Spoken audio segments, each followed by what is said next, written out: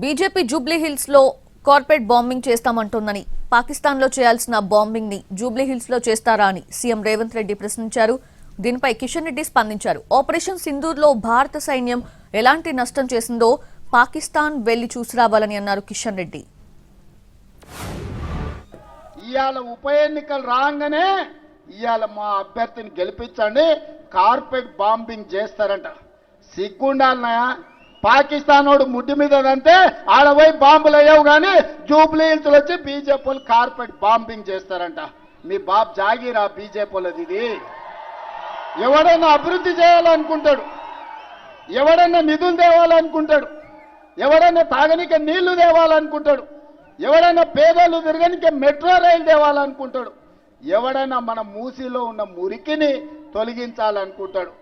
బీజేపీల భావ దారిద్ర్యం Jubilee hills లో ఎన్నికల్లో కార్పెట్ బాంబింగ్ చేస్తారంట. గల్లీ గల్లీ ఎంపీలు ఎమ్మెల్యేలు కేంద్ర మంత్రులు తిరుగుతారంట. ఎందుకే బిచ్చమడుకోనికి వస్తారా? ఏం తెచ్చిందని వస్తారు?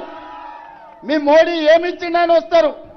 3 సార్లు ప్రధానమంత్రి అయిన మోడీ నిన్న మరి ముఖ్యమంత్రి గారు మాట్లాడుతూ చాలా దేశం గురించి మాట్లాడాడు.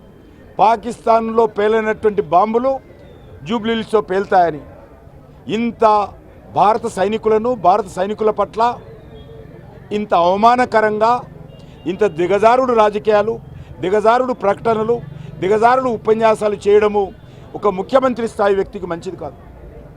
పాకిస్తాన్లో భారతదేశము భారత సైనికులు పేలినటువంటి ఆపరేషన్ సింధూర్ బాంబులు పేవేయాలో లేదో ఒక్కసారి రేవంత్ రెడ్డి వెళ్ళి పాకిస్తాన్ ఎక్కడెక్కడైతే బాంబులు దాడి జరిగినో అక్కడ పాకిస్తాన్ ప్రధానమంత్రితో కలిసి పర్యవేక్షించాలని కోరుతా ఉన్నాను.